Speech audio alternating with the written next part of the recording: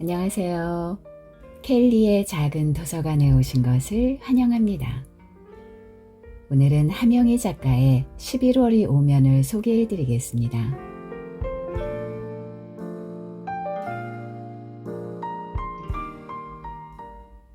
이모, 의사가 산소 호흡기를 달자고 하는데 내가 못하겠다고 했어요. 언니랑 오빠는 그렇게라도 하고 싶다고 하는데 나는 못하겠더라고. 숨이란 게 자기가 내보내고 받아들여야 숨인 거야.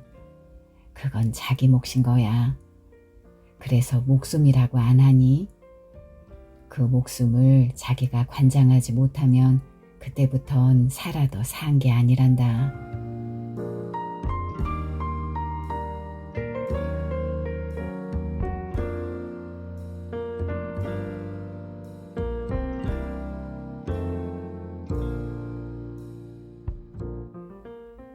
(11월의) 마지막 날. 그날은 엄마의 76번째 생일 다음 날이었다. 중환자실 면회 시간은 오전 11시부터 12시까지인데 면회 시작 30분 전인데도 중환자실 앞 대기 의자에는 이미 대여섯 명이 앉아 있었다. 엄마는 폐혈증으로 의식 불명 상태가 되어 중환자실에서 정확히 한 달을 버티고 있었다. 그 사이 면회 올 때마다 대기실에서 보았던 사람들은 하나둘씩 사라지고 머리를 뒤로 질끈 묶은 여자만 낯이 익었다. 여자는 중환자실에 처음 올 때 보았는데 이번에는 아이와 함께 온 모양이었다. 보라야, 이리 와. 화장실 갔다 올까? 4~5살은 되어 보이는 여자애가 의자 뒤에서 고개를 흔들었다. 뛰어다니니까 머리카락이 다 삐져나왔잖아. 다시 묶어줄게. 심심해. 이쁘게 하고 아빠한테 인사하자. 아이는 엄마 옆으로 갔다가 잡아보라는 듯 의자 사이를 뛰어다니며 앉아있는 사람들을 툭툭 건드렸다.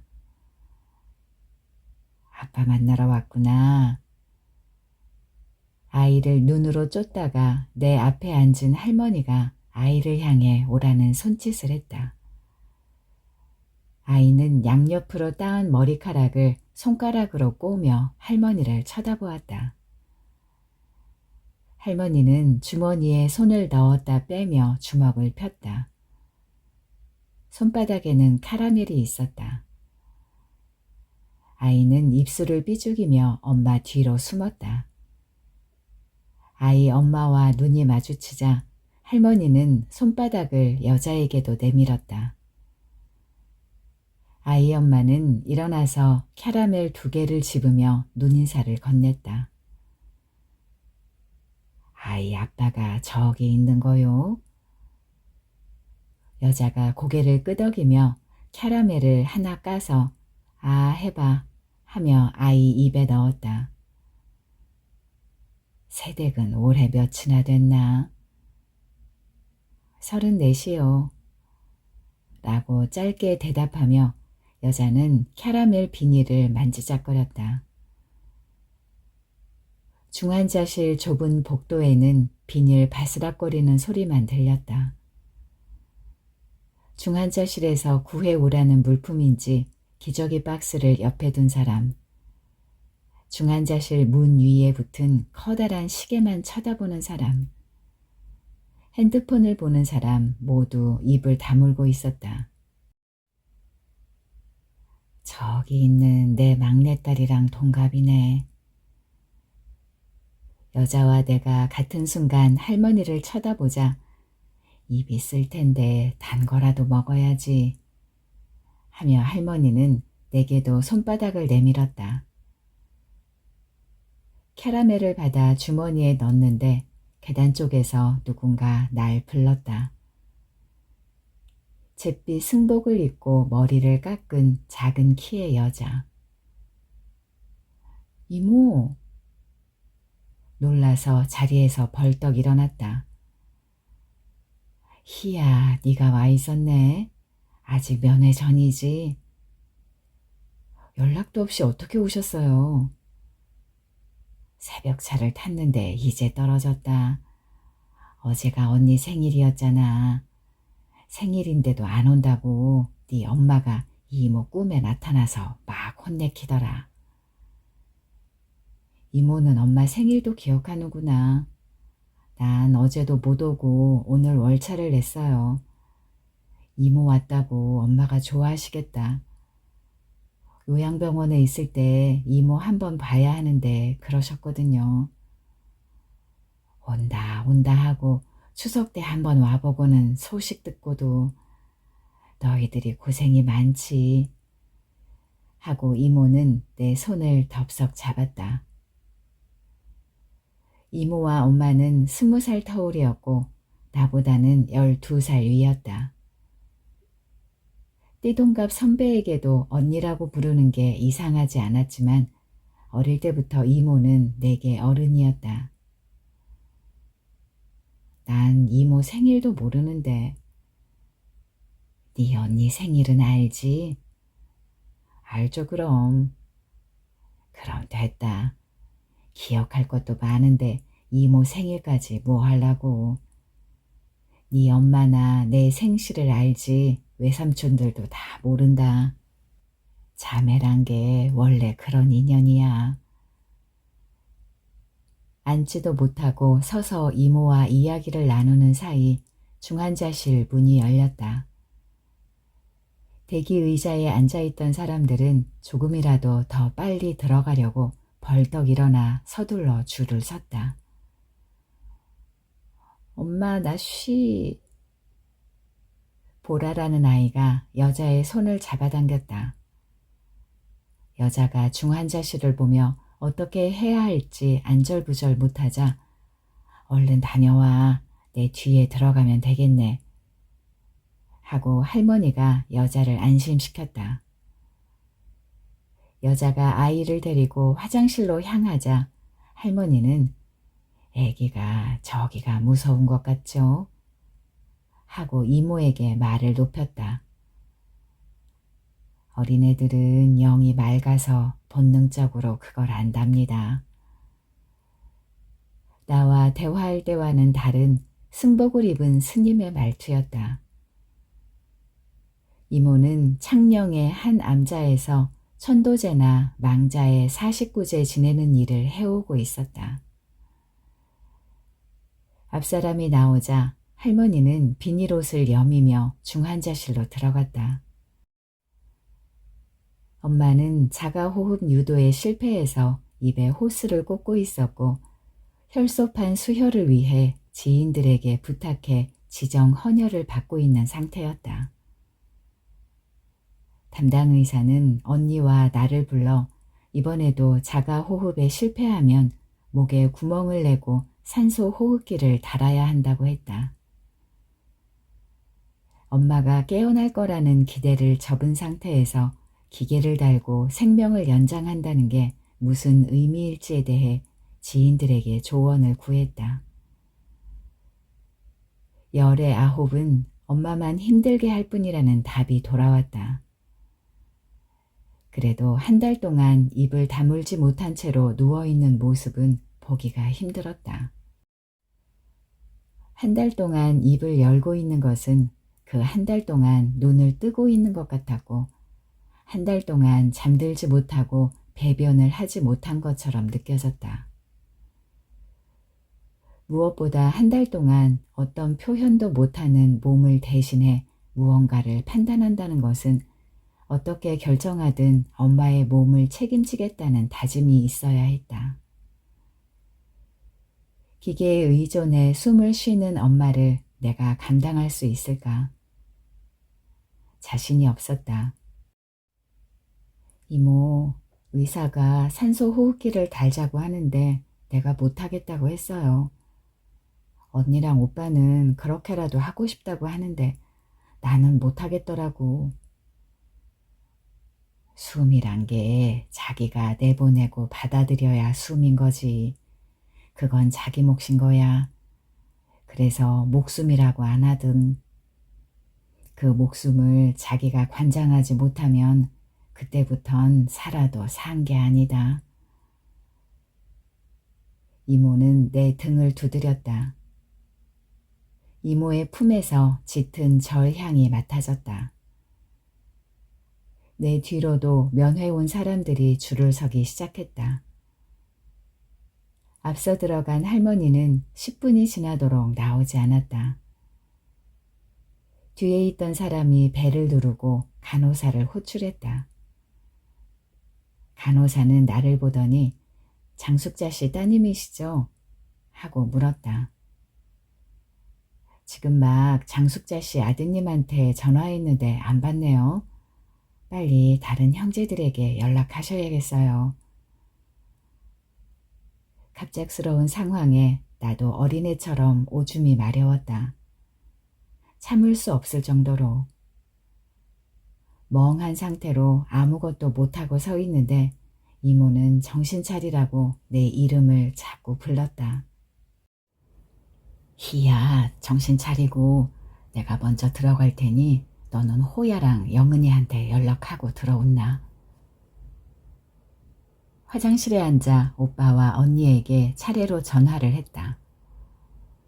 오빠는 여전히 전화를 받지 않아 언니에게 더 연락해보라고 하고 전화를 끊었다. 옆칸에서 여자의 울음소리가 들려왔다. 오줌은 나오지 않는데도 나갈 수가 없었다.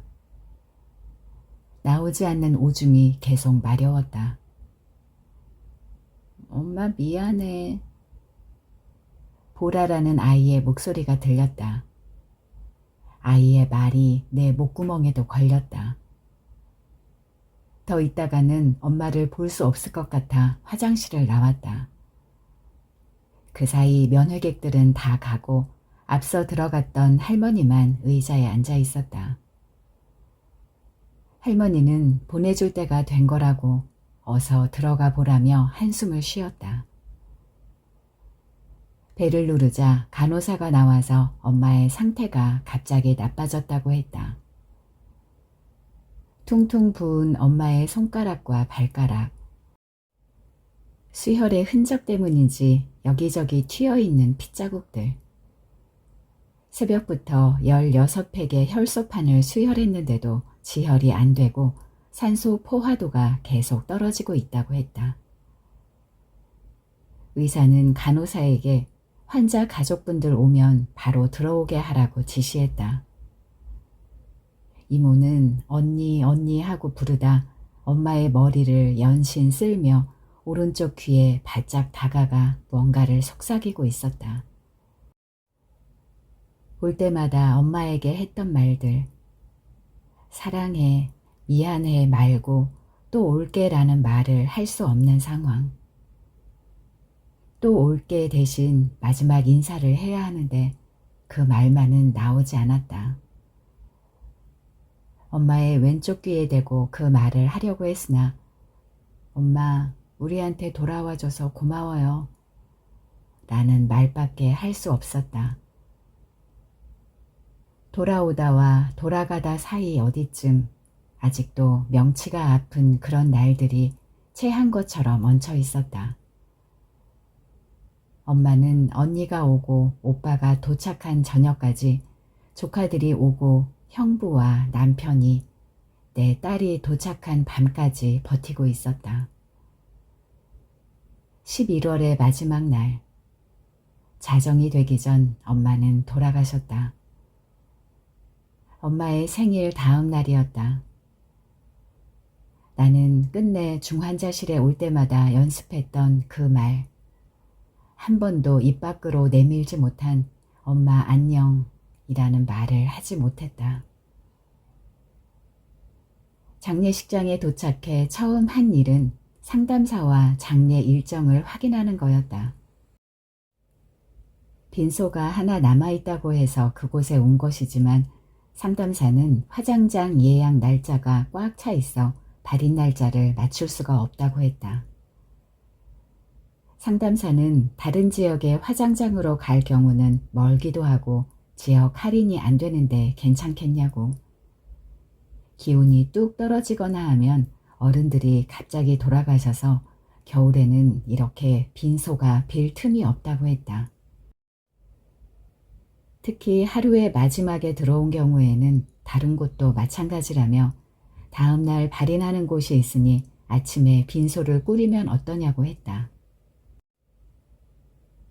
오빠가 주변 장례식장에 다시 전화를 했으나 빈소가 꽉 찬 상태라 달리 방법이 없었다. 그럼 엄마는 어떻게 해요? 상담사는 고인은 시체 안치소에 있게 된다고 했다. 11월의 마지막 날에서 12월의 첫날 사이 엄마는 시체 안치소에서 혼자 있었다. 오빠는 집에 갔다가 아침에 오겠다고 했다. 이모도 같이 가시자고 했지만 이모는 근처에 있는 엄마 집에 가면 안 되겠냐고 했다. 어쩔 수 없이 언니와 내가 이모를 모시고 엄마 집으로 향했다. 찬기가 가득한 집. 엄마가 요양원에 있을 때 가끔 들르긴 했지만 엄마의 방은 사람의 흔적 없이 방치된 지 오래였다. 난방을 틀고 방바닥을 대충 닦는 사이 언니는 엄마가 입던 편한 옷을 이모한테 건넸다.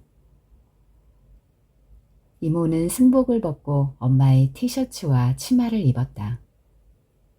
쑥스러운 듯 머리를 극적이는 이모는 20년은 젊은 엄마 같았다. 요양원에서 나와 이곳에서 쉬실 수 있기를 바랐는데 이제 그 바람은 이루어질 수 없게 되었다. 이모는 내게 사진첩이 있으면 가져오라고 했다. 옷장 서랍에 있던 사진첩을 들고 나왔다. 사진첩을 넘기다가 이모는 엄마와 내가 어린이 대공원 풀밭에 앉아있는 사진을 짚었다. 이게 네가 몇 살 때고? 11살이요. 엄마가 돌아왔을 때예요. 사진 속에 네 아빠는 없는데 같이 있는 것 같네. 그날은 특별한 날도 아닌데 엄마는 장사를 안 한다면서 아빠와 셋이서 처음으로 어린이 대공원에 갔었다. 아빠가 찍은 사진이에요. 이날 입으라고 옷도 새로 산 이상한 날이었어요. 옷뿐 아니라 신발도 새로 산 것이었다. 사진 속 엄마와 나는 같은 신발을 신고 있었다. 이모는 사진을 내려놓고 이때 엄마가 이모 있는 절에 찾아왔었다고 했다. 같은 사진을 보며 이모는 엄마가 가출했을 때를 떠올렸고 나는 엄마가 돌아왔던 때를 떠올리고 있었다. 엄마는 그때 자갈치 시장에서 일하고 있었다고 들었는데 화장실에서 울었는지 언니 목소리가 충혈된 눈동자처럼 빨갰다. 그랬지. 머리를 깎은 이후론 이모가 가족들이랑 연락을 안 하고 살았거든. 연을 끊었으니 너희들 생시도 이모가 모른다. 그런데 언니가 그때 나한테 와서 미안하다고 하더라고. 다 알고 있었는데 모른 채 해서 미안하다고. 엄마가 미안하다고 한 사연은 나도 알고 있었다. 우리는 엄마가 돌아온 이후부터 이모의 존재를 알게 되었는데 그동안 못 보고 지낸 시간을 채우려는 듯 이모는 우리들의 기념일마다 참석했고 그때마다 승복을 입고 있었다. 갑자기 나타난 이모가 비군이라니. 어릴 때는 이모와 함께 있는 게 낯설고 불편했다. 이모는 올 때마다 내게 이상한 주문을 외우게 했다.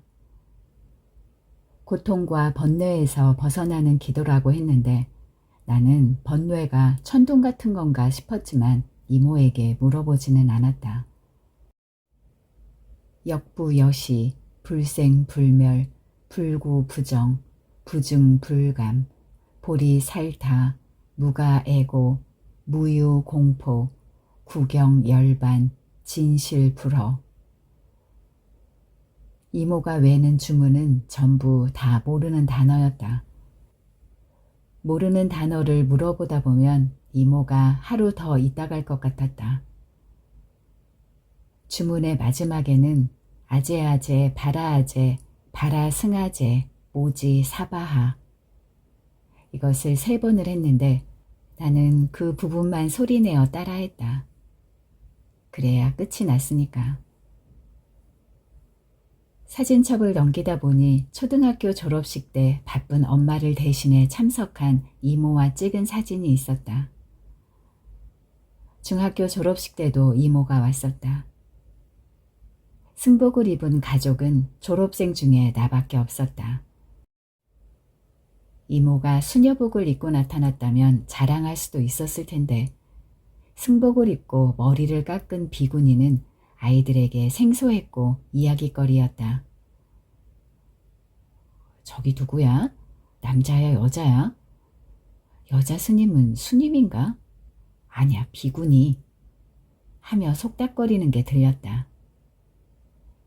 나는 그때마다 이모를 피했다. 그러다 고등학교 들어가기 전에 엄마에게 물은 적이 있었다. 이모는 왜 비구니가 되었느냐고. 엄마는 이모가 그때 나보다 어릴 때 동네 아저씨한테 아픈 일을 당했다고 했다.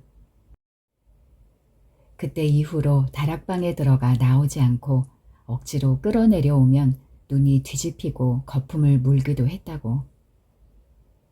외할아버지는 어느 점쟁이 말만 믿고 이모를 절에 맡겼지만 엄마는 이모가 왜 그러는지 알고 있었다고 했다. 알고 있었지만 어떻게 해야 할지 몰랐다고. 그게 이모한테 평생 미안하다고 했었다. 이모의 응어리진 마음을 풀어준 엄마의 사과는 사진첩의 흔적처럼 이모와 함께한 시간을 남겨놓고 있었다.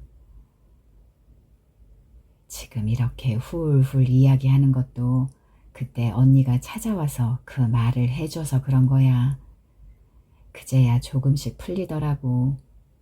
이모 마음이 이렇게 묶여있던 게.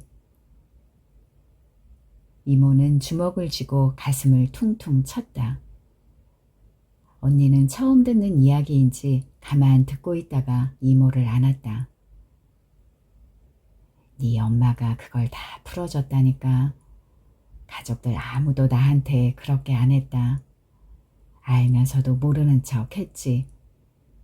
근데 언니가 세월이 지나긴 했지만 그때라도 내게 손을 내밀어서 이모가 거기서 풀려 나온 거야. 이모가 이만큼 살아보니까 그게 그렇게 쉬운 게 아니더라. 내가 지나쳤던 일을 되돌아가서 풀어내는 게. 엄마가 돌아왔다고 생각했는데 엄마는 그때 우리한테 이모를 찾아준 거였네요. 언니가 말했다. 그런 일이 있어도 일은 해야겠다고 네 엄마가 산에서 내려가 시장에 일자리를 알아보더라고. 그런 일이요? 이젠 너희들한테 알려주라고 언니가 날 불렀나 보다. 그런 일이 뭔데요? 그때 네 엄마가 왜 가출했는지 아나? 아빠 병원비 때문에 빚진 걸 갚을 수가 없어서 그런 거 아니었어요? 내가 말했다.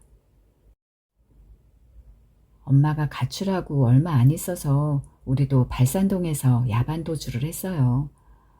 엄마가 없는 동안 나는 중학교도 못 가고 어느 집에서 부엌 일을 했거든요.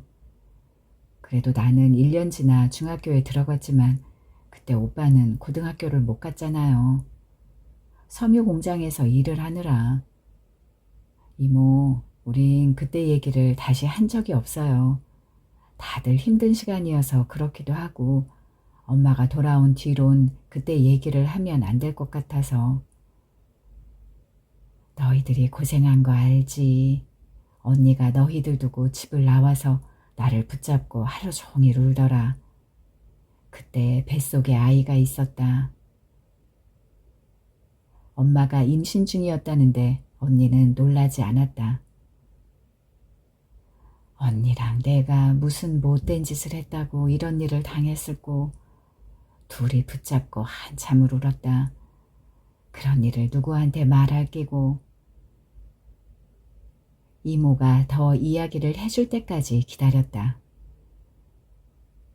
내가 지금 이 얘기를 하는 건 네 엄마가 꿈에 나타나서 그 아이 얘기를 하더라. 네 엄마도 이제는 마음의 응어리를 풀고 싶은 게 아니겠나. 그래서 이모가 온 거다. 너희들한테 알려주려고. 그 아이라니요? 내가 묻는 동안에도 언니는 가만히 있었다. 이모는 내가 10살, 언니가 14살. 그러니까 엄마가 가출해서 이모를 찾아간 그 해의 이야기를 들려주었다. 아빠가 허리를 다쳐 병원에 있는 동안 엄마는 돈을 빌리러 갔다가 사채업자들에게 아픈 일을 당했다고 했다. 이모도 엄마처럼 아픈 일이라고 했다. 그런 날이 여러 번이었고 그 돈으로 병원비를 댈 수 있었다고. 나는 어렴풋이 그때를 기억하고 있었다. 엄마가 사채업자를 만나고 온 후 긴 머리카락을 싹둑 자르고 나타났던 것. 엄마한테 물었더니 머리카락을 팔았다고 했던 것. 아빠가 퇴원하기 하루 전 밥상에 놓인 쪽지에 돌아올게, 꼭 돌아올게 라는 글자가 적혀 있었던 것. 그리고 엄마가 사라졌던 것.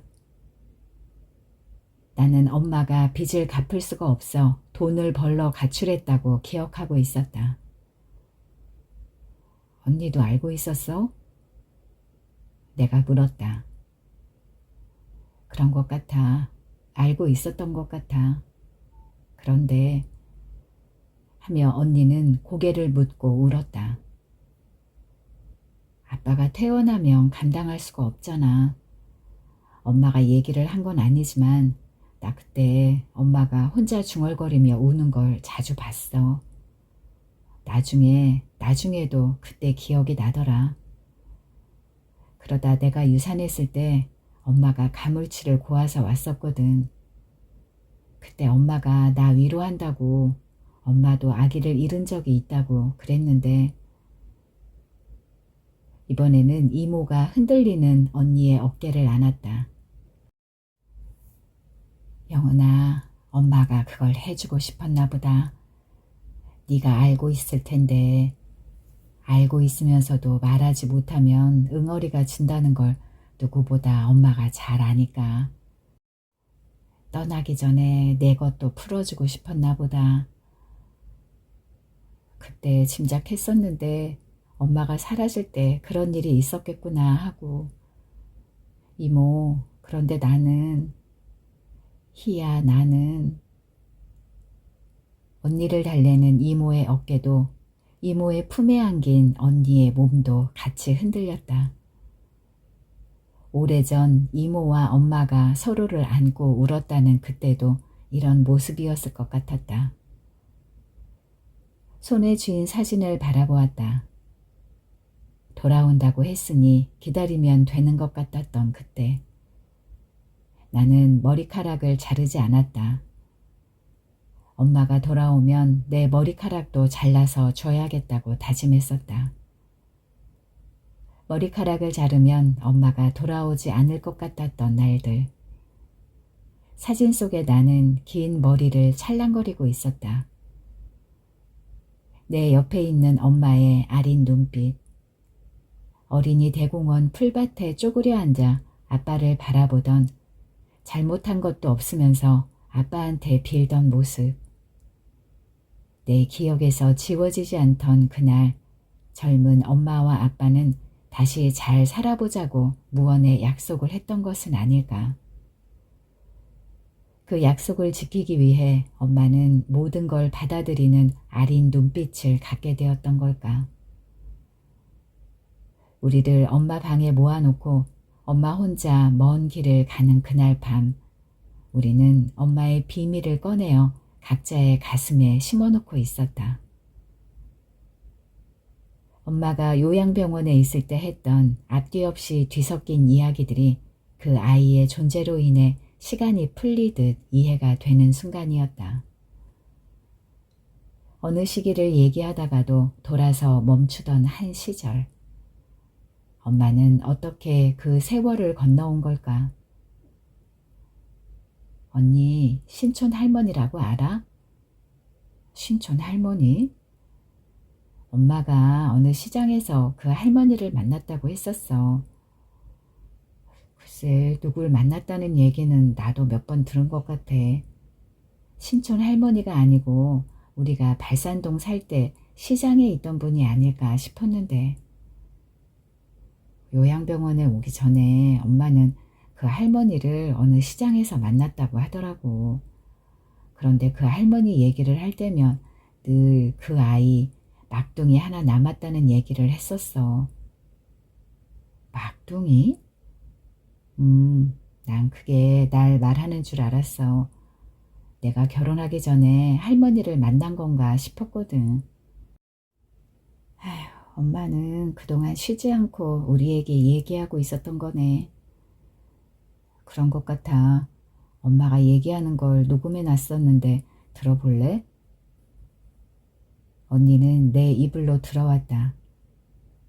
핸드폰에 저장해 놓은 엄마의 목소리가 엄마 방으로 돌아왔다. 큰딸내미를 그게 어디냐? 어디다 맡겨놓고 장사하러 돌아다녔어. 그러니까 네 언니가 종일 울어가지고 그 집 아줌마가 오만 거 다 사다 주고 해도 안 돼서 결국은 네 언니를 데리고 일하러 다녔잖아. 너는 업었지, 걔는 데리고 다녀야겠지. 아휴, 도저히 안 되겠는 거야. 그래서 애 맡겨놓는데 거기가 어디냐? 유치원? 그래, 유치원에다 맡겼지. 맡겼더니 거기는 괜찮더라고. 언니는 유치원도 갔네? 갈 데가 없으니까 갔어. 호야하고 둘이서 가니까 잘 다니고 있어. 하루는 네 오빠를 이자 뿌렸다. 애를 이자 뿌렸으니까 눈이 휘뚝 뒤집어질 거다니요. 막 아래 위로 돌아다녀도 애가 없어. 그래도 네 아빠는 시큰둥하니 가만히 있어. 마침 애가 종이공장 앞에서 서성거리는 걸 누가 봤대. 그래서 공장 안으로 데리고 들어가서 뭘 먹이고 집으로 데리고 오는 길이야. 그래서 찾았잖니. 그 뒤로는 자꾸 애가 밖으로 나가려고 하는 거야. 그래서 안 된다고 유치원에 탁 넣어놓고 한 발자국도 나가면 안 된다고 그랬는데 또 나갔더라고. 나가가지고 찾으러 돌아다니다가 지는 지대로 망치를 하나 울러매고 저 망치는 뭐냐면 빠따 방망이. 그거 울러매고 거기다 그걸 끼워가지고 그거 손에 끼는 거 그걸 끼워가지고 콧노래 부르면서 올라오는 거야. 그게 어디서 났대? 어디서 주웠나 봐. 다 해진 걸. 그러고는 콧노래 부르며 올라오는 거야. 애 찾은 것도 감사한데 아무 말 않고 데리고 들어가자 하고 앉았는데 네 오빠가 엄마 나도 이런 거 하나 사줘 그러더라고. 그걸로 뭐 할 거냐고 했더니 지도 서울 운동장에 가서 빠따 방망이로 그거 할란다고 그러더라고. 야구? 그려 야구. 야구가 뭐여? 안 된다고 그러니까 왜 안 되느냐고. 너는 어려서 안 된다 그랬지. 일을 하려면 너는 업어도 애들은 두고 다녀야 하는데 둘을 어떻게 할 수 없어서 야 묶어놓고 다녔다. 묶어? 어디다 묶어? 방에다 묶어놓고 다녔다. 오빠랑 언니를 묶어놨어? 집에 오니까 애들이 줄은 엉키고 울어서 눈이 붕어맨큐름 퉁퉁 부어가지고 둘을 안고 얼마나 울었는가 모른다. 그래 이래선 안 되겠다 해서 능곡으로 이사를 갔지. 능곡? 거기가 방이 싸더라고. 거기로 이사를 갔는데 연탄가스를 맡아가지고 둘이서 막 토하고 굉장하지도 않았다. 걔들 때문에 우리가 살았잖아. 너도 그렇고. 살아나가지고 쌀 그거를 갈아서 먹였지. 생쌀을? 그려, 그걸 먹었어. 큰방 아줌마한테 따졌더니 연탄가스 마신 걸 우리가 어떻게 아느냐고 모른다고 딱 잡아떼더라고. 장판을 까보니 바닥이 다 갈라져 있어. 이런 거를 세를 주면서 모른다 그러면 어떡하냐고 싸웠지. 방준 아줌마랑 싸웠으니 거기서도 못 살고 쫓겨나서 송정으로 넘어갔지. 일을 해야 하는데 영은이는 데리고 가더라도 호야는 맡겨놓고 가려고 내가 연구를 했어. 네 아빠는 그 집에 가서도 연필로 그리는 거 그거 한다고. 만화? 그래, 만화. 만화 맞아. 형들이 다 만화를 했잖아. 거기 끼어가 그림 그린다고 아무것도 안 해. 그럼 호야는 데려가라고 했더니 애는 데리고 가더라고. 그럼 저녁 되면 좀 씻겨가지고 밥도 먹이고 그러면 될 낀데.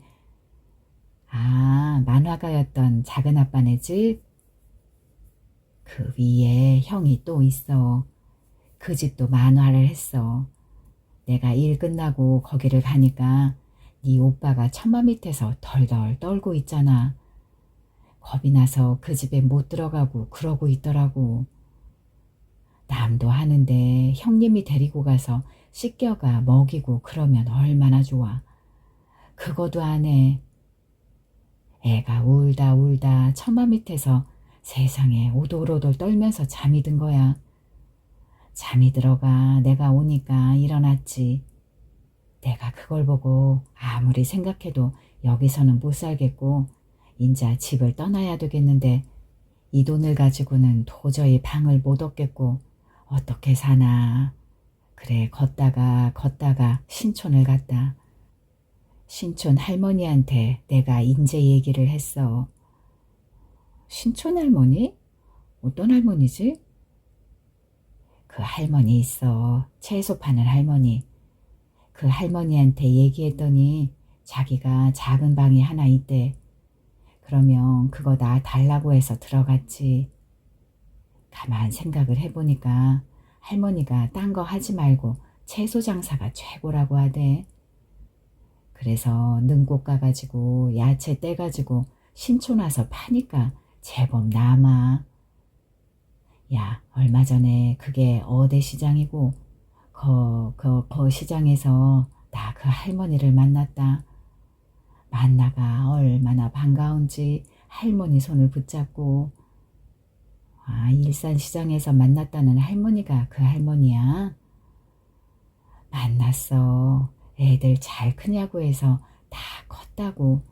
벌써 결혼해가지고 다 나가고 하나 남았다고 그러니까. 응? 하나가 왜 남아?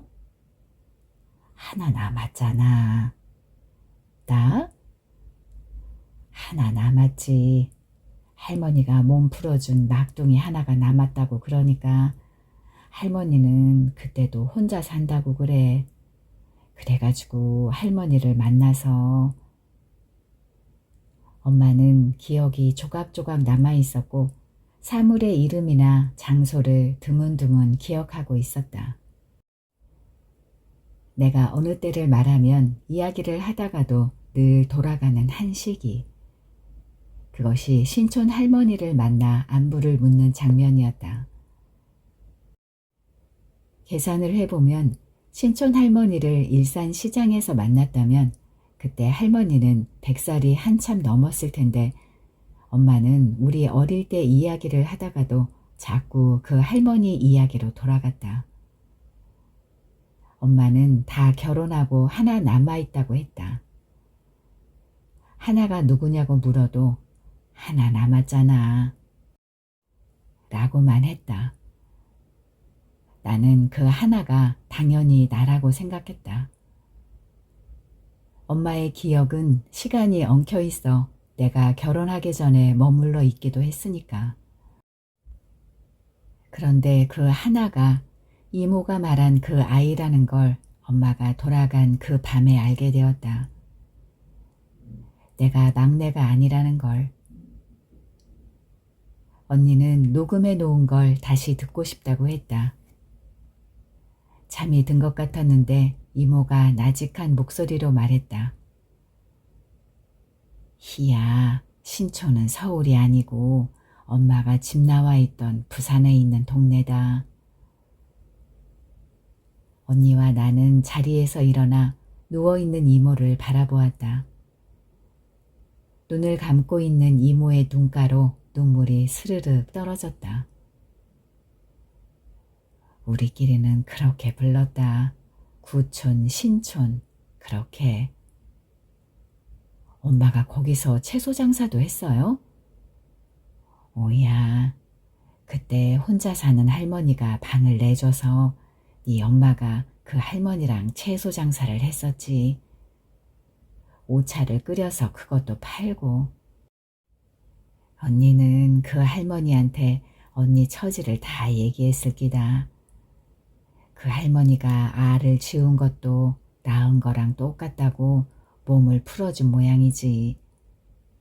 지척에 친정이 있는데도 갈 수가 없으니 그 할머니를 엄마 삼아 지냈는가 보다. 엄마가 그 할머니를 만났다는 얘기 자주 했었는데 그럼 환상 같은 걸까요? 언니가 말했다. 그 할머니 방에 우리도 있었다고 했는데 보고 싶은 사람들이 그 방에 다 있지 않았겠나. 언니 목소리를 들어보니 딱 그렇다. 너희들 떼놓고 혼자 그 방에 있었으니 서럽고 보고 싶고 괴롭고 아픈 것들이 그 방에 다 모여 있었겠지. 신촌 할머니는 그 방을 내줬으니 엄마가 만나고 싶은 사람 아니었을까 싶네. 이모는 거기까지 말하고 입을 다물었다. 속 울음을 삼키는 것 같았다. 이별 후에 알게 되는 것들, 비밀들, 비밀을 넣으면 풀리는 생의 조각들. 비밀을 알았다고 해서 할 수 있는 건 없지만 그것이 이별이지만 그래도 아픔이 뭔지 알게 되는 생의 비밀이 거기 있다고 엄마는 세상의 폭력을 기억하는 것으로 맞선 게 아니었을까. 우리에게는 없었던 이모를 찾아준 것처럼 우리에게 없는 엄마만의 기억의 조각을 꺼내어 이제는 맞춰보라고 엄마와 함께 사라져버린 막둥이의 존재를 그때 함께했던 신촌 할머니를 알려주신 건 아닐까. 어쩌면 엄마는 그 아이, 막둥이만 남기고 다른 것은 다 잊어야 살 수 있었던 건 아닐까. 생의 막바지에 요양병원에서 그 느린 시간 속으로 들어가 생을 지우고 막내만은 아무 죄 없는 한 생명만은 품고 있었던 것이 아닐까. 그것이 아픔이었어도 오로지 엄마만은 그것을 기억한다고 잊을 수 없다고 알려주고 싶었던 건 아닐까. 그 밤 언니와 나는 40년의 세월을 훌쩍 넘어 그 시절에 엄마와 우리가 몰랐던 아이와 그런데도 엄마를 견디게 해주었던 따뜻한 손길을 끼워 맞추고 있었다.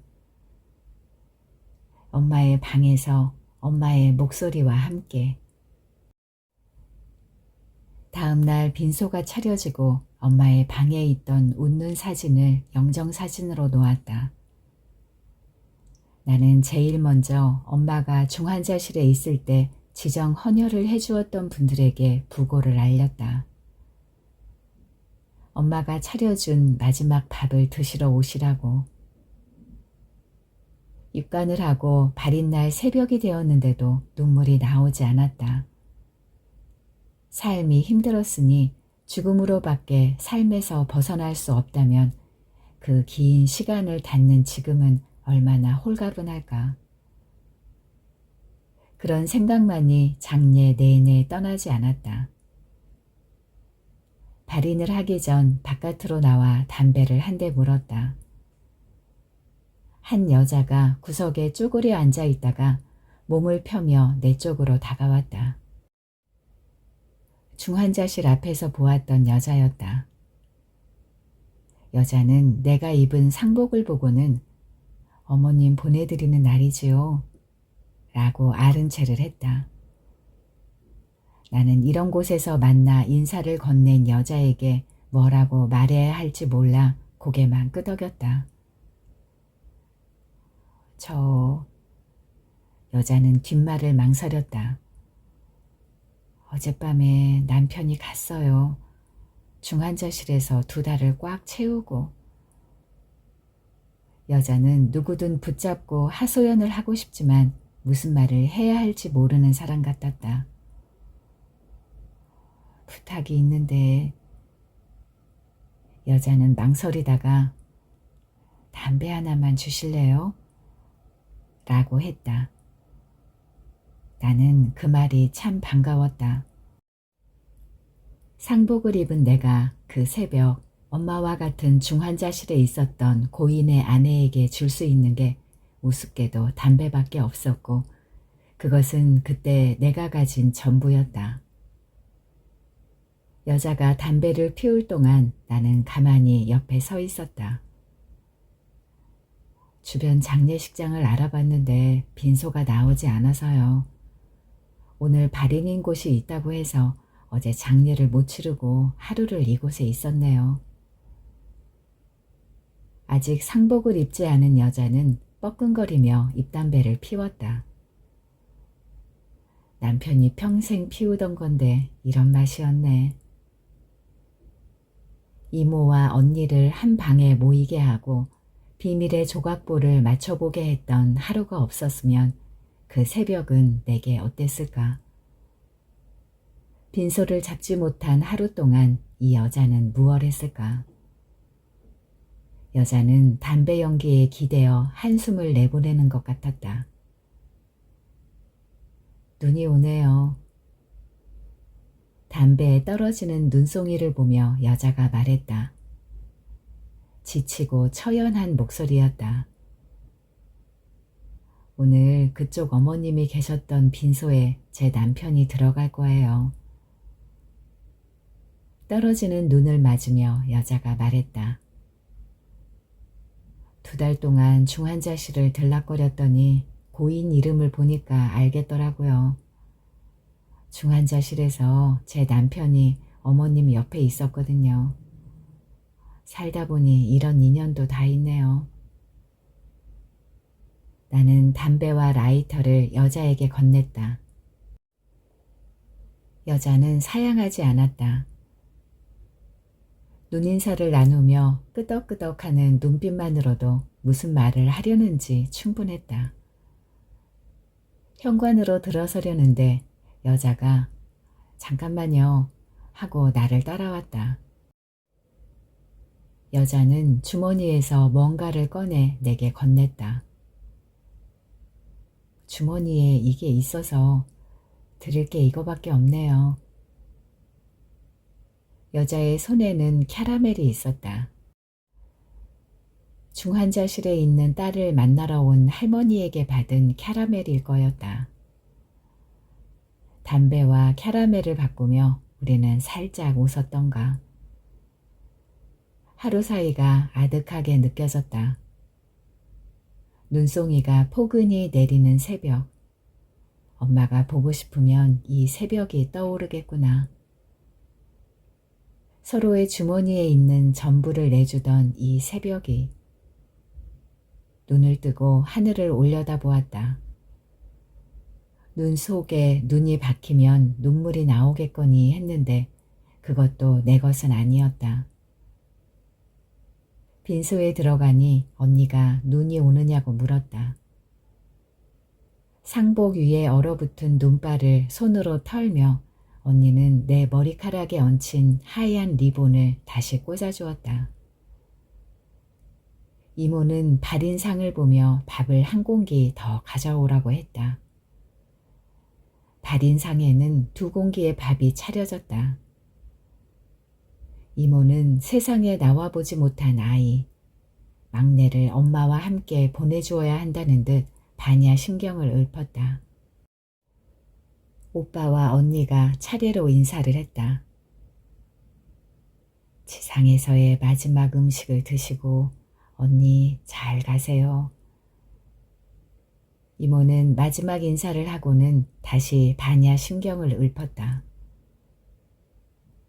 이모가 집에 올 때마다 외워보라고 알려준 반야 신경을 나도 따라 읊었다.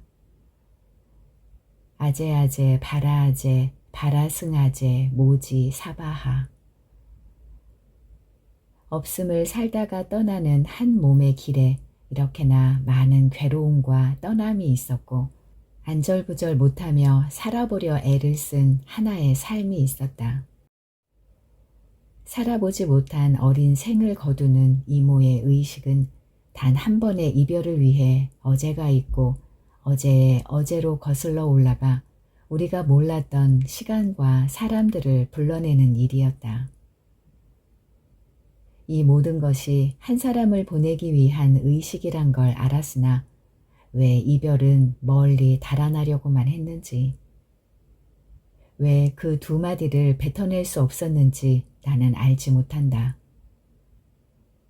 그날을 위해 반야신경을 외운 것처럼 화장장으로 향하는 버스에서도 어릴 때 각인된 기도문이 내 안에서 반복되었다.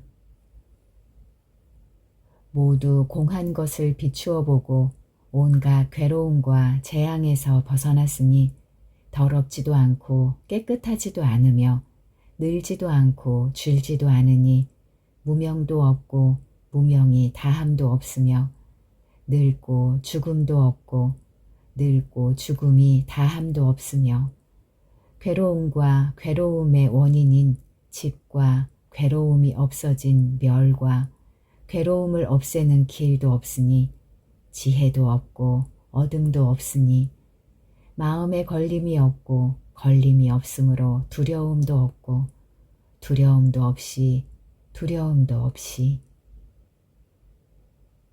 창밖에는 잠시 그쳤던 눈이 내리고 있었다.